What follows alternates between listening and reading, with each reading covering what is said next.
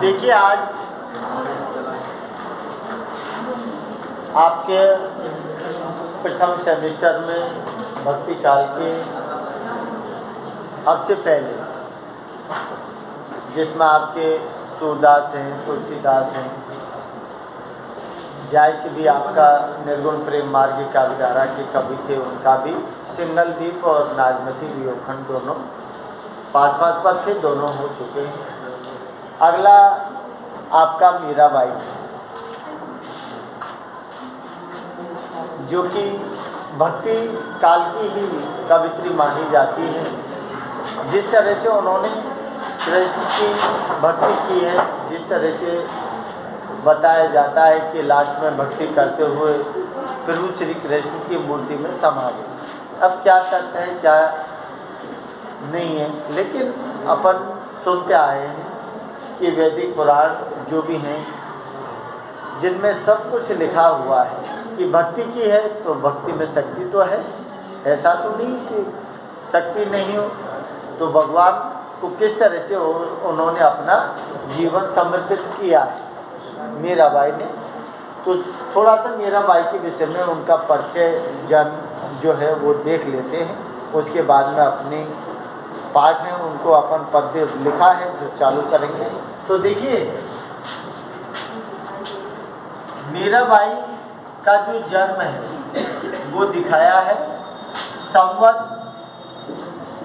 कितना है 1555 का। अब ये दिया है क्या है, मेड़ता। गांव कौन सा दिखाया है, कुर्की गांव है, मेड़ता सिटी है, जो कहाँ है, राजस्थान में। किसकी पुत्री थी, मेड़ता के राजा रतन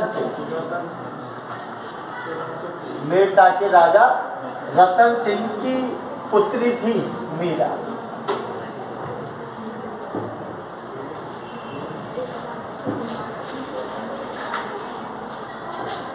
और किसके साथ ब्याही थी,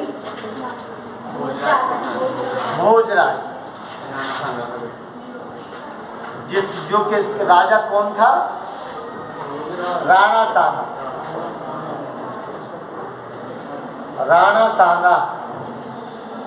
कहाँ का राजा था, चित्तौड़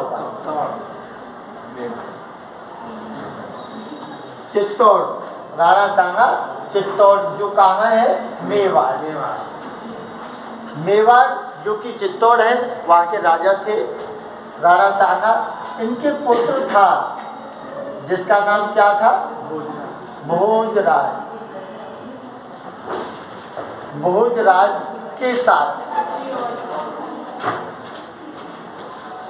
के साथ क्या वैवाहिक जीवन स्थापित हुआ। जन्म दिखाया है 1555, मेड़ता सिटी के नाम से जाना जाता है। कुर्की है, जगह का नाम, राजा रतन सिंह की पुत्री है। और भाई कहाँ थी, राणा सांगा, जो चित्तौड़ के राजा थे, जिनको मेवाड़ के नाम से भी जाना जाता है चित्तौड़ को। और जो दिया है कि पुत्र भोजराज के साथ।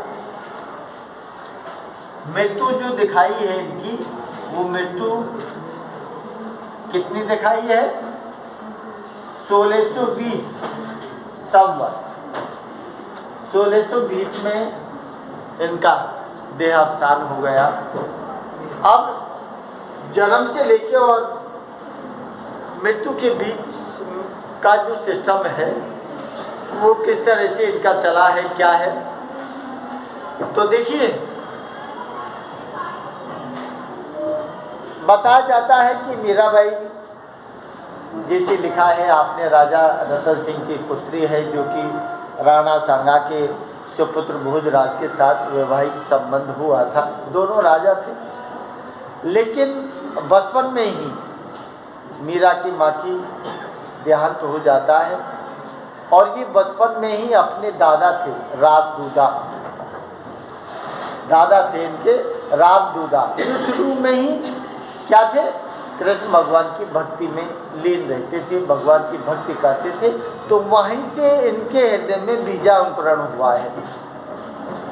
रामदूदा के साथ जब छोटी थी ना, जब वो बैठती थी तो कृष्ण की भक्ति वहीं से बीजांकुरण हुआ और वही फिर जीवन में पल्लवित हो गई। लेकिन जैसी दिया है कि 7 वर्ष के बाद शायद इनकी माँ का देहांत हो गया था, और उसके बाद जब ये शादी होकर चित्तौड़ आई राणा सांगा के पुत्र के साथ, तो फिर कुछ दिन के बाद इनका जीवन जो है ना, इनका जो पति भोजराज है उनका भी देहांत हो जाता है और इनका जीवन वैधव्य में बदल जाता है। वैधव्य का मतलब विधवा, विधवा हो जाती है। लेकिन अब विधवा होने के बाद जिस तरह से दिखाया है कि भाई, क्योंकि राजा की पुत्र की पत्नी है, या फिर अपन कहें कि राजा के खानदान की पुत्र वधू है, तो जो राजा का इसकी जो दिखाई है सास और इसका जो देवर, उनके द्वारा कितनी यातनाएं दी गई हैं, लेकिन इन्होंने अपना जो कर्म था वो नहीं छोड़ा। बताया जाता है कि राजा ने क्या भेजा था, इसका जो देवर था उसने क्या भेजा था, जहर का प्याला भी भेजा था। तो जहर के प्याले को भी हमरा समझकर पी गई और सोने जैसी कंचन काया हो गई। इसका मतलब कुछ नहीं बिगाड़ा, क्योंकि भक्ति में अटल विश्वास था इनका। उसके बाद में क्या भेजा है, सांप, जो टोकरी थी उसमें सर्प को भेजा, लेकिन उस सर्प को जैसे ही खोला तो किसके दर्शन हुए, शालिग्राम के, शालिग्राम के दर्शन हो गए। इसका मतलब जहाँ जहाँ उसको दुख दिया वहाँ वहाँ पूरी तरह से भगवान ने उसकी मदद की। लेकिन अब बात ये थी कि भाई जैसे लिखा है मीरा ने कि वो संतों को देख के हंसती थी और जगत को देख के रोती थी। क्यों, ऐसा क्यों? क्योंकि अब भक्ति में जब घुसी गई तो संतों के पास रोती थी, संतों के साथ बैठती थी, तो फिर उसका मन पूरी तरह से भक्ति में लीन हो गया। और एक जिस तरह से संत अपने जीवन बिताते हैं ना, उसी तरह से वो भी अपने जीवन को व्यतीत करने लगी और साधु संगतों की में बैठने लगी। तो जो राजा खानदान है, राजा का जो लड़का है, इसकी सास है, उन्होंने उसका घोर विरोध किया कि भाई हमारे कुल खानदान की माटी मत करे, कि पुत्रवधू है तू हमारे पुत्र की। अब दुनिया ये कहती है कि राणा सांगा की जो पुत्र की पत्नी है ना, वो साधु संतों के संग घूमती है, तो वो कहती है कि मैं तो ऐसे ही घूमूंगी, चाहे कोई कुल खानदान के लिए कुछ बोले, चाहे मेरे लिए कुछ बोले, क्योंकि मैंने तो क्या कर दी कि जो बेल बोई है उसको सींच के मैंने अब बड़ा कर लिया है। अब आनंद फल होई, अब तो आनंद के फल है जिनको मैं तोड़ूंगी, सिर्फ मेरा अधिकार है और किसी का नहीं है, उसके ऊपर कोई फर्क नहीं पड़ता। तो मीरा की जो दिखाई है, उसके बाद जिस तरह से दिया है कि मीरा की भक्ति जो है ना वो कैसी है, सगुण साकार की। सगुण साकार, सगुण साकार का मतलब कृष्ण, सगुण साकार कृष्ण के प्रति सगुण साकार की भक्ति है मीरा। और क्या है, और क्या है, माधुर्य भाव, माधुर्य भाव की भक्ति है। माधुर्य प्रेम होता है, प्रेमा भक्ति है। तीसरी अपन बोलते हैं कि प्रेमा भक्ति, प्रेमा भक्ति, प्रेमा भक्ति। चौथी क्या है, जिसे लिखे थे क्या है, निवेदन, निवेदन भक्ति। क्या दिया है, आलम्बन, आलम्बन। अब आलम्बन रूप में भी वही कृष्ण को भजा है उन्होंने।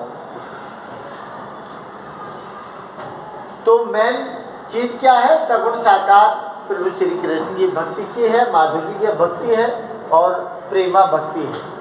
और प्रेमा भक्ति में क्या है, प्रेम को आराध्य मानकर कृष्ण को क्या माना है, पति। पति माना है कृष्ण को। क्यों माना है? क्योंकि अरे थोड़े से दिन के बाद उनके पति का देहांत हो गया, तो फिर और कोई सहारा नहीं। इधर सास और जो देवर हैं वो तो मारने में लगे हुए हैं, तो फिर और किसका सहारा ले। इसीलिए वो राम दूधा के साथ जो बचपन में बीजांकुरण हुआ था ना, वही बीजांकुरण बड़ा होकर प्रेमा भक्ति में बदल गया और अपने आराध्य रूप में किसको अपना लिया? कृष्ण को। और यहीं से उसकी भक्ति प्रारंभ हो गई। जो लिखा है काव्य रचना के रूप में ज़्यादा नहीं, लेकिन 5-7 जो हैं काव्य रचना इनकी मिली हैं, जिसमें दिया है कि कौन सी है? नरसी जीरो मायरो है, नरसी जीरो मायरो मीरा लिखी है, राग सोल्टा है। नरसी जीरो मायरो और मीराबाई का मल्हार। मीराबाई का क्या दिया है? मल्हार, जिसमें दिया है मीरानी और मीरा के पद। मीरानी मीरा के पद, मीराबाई का मल्हार, राग गोविंद सौरठ के पद। ये इनकी काव्य रचनाओं के नाम हैं।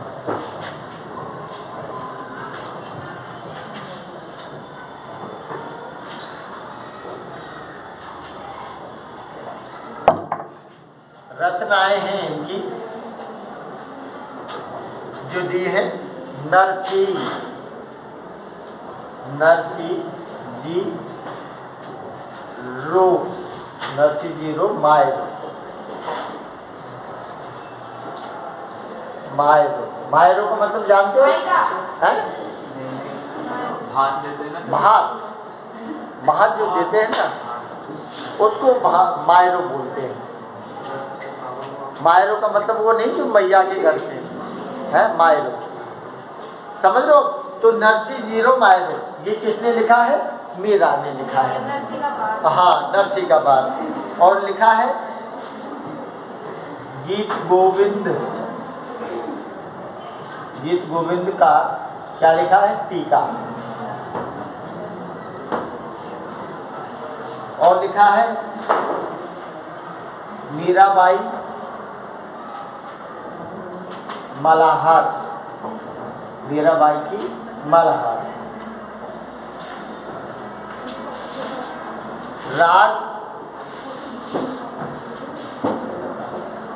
राग गोविंद सौरठ के पद।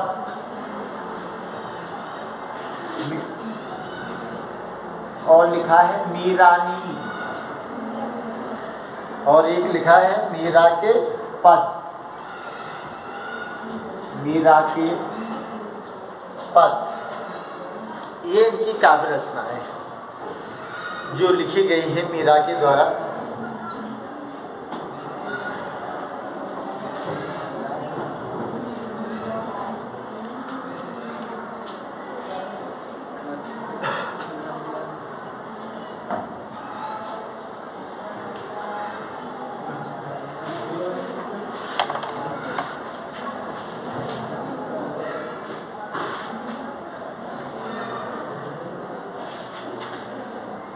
मिटा दो इन्हें।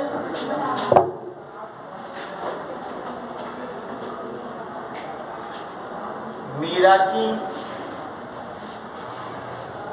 भक्ति किस प्रकार की है, ये ध्यान रखना। मीरा की भक्ति किस प्रकार की है,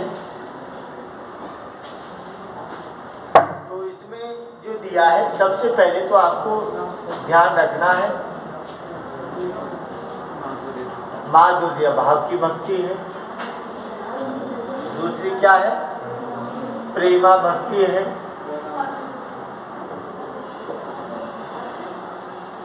तीसरी लिखना सगुण साकार। सगुण साकार की भक्ति है।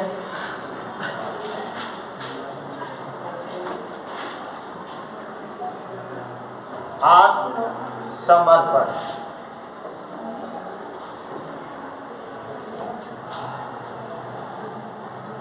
आत्मसमर्पण की भक्ति। 5वीं लिख देना।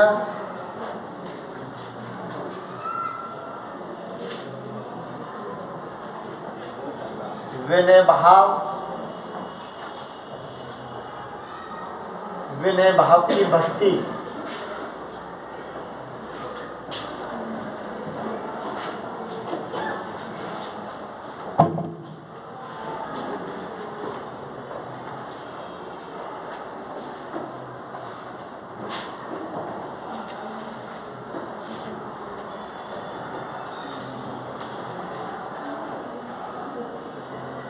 पति प्रियतम के रूप की भक्ति। क्योंकि आपसे ये क्वेश्चन ऐसा पूछा जाएगा जिसमें चाहे वो सूरदास की पूछे, चाहे भक्ति काल के और कवि की पूछे, मीरा की भी भक्ति भावना पूछी जाती है। तो ये पॉइंट ध्यान रखना और आँख मीच के इन पॉइंटों को लिख देना। ये क्वेश्चन अलग अलग हैं सबकी भक्ति, जैसे मैंने आपको पहले बताया कि सूरदास की क्या है, सख्य भाव की है, तुलसीदास की दास भाव की है, और मीरा की कैसी है, प्रेमा भक्ति, माधुर्य भक्ति, और कबीरदास की नाम स्मरण की भक्ति है। तो ये सारे प्रकार अलग अलग हैं। तो किसी के बारे में पूछ सकता है और मीरा के विषय में पूछता है, तो ये पॉइंटों को याद रखें।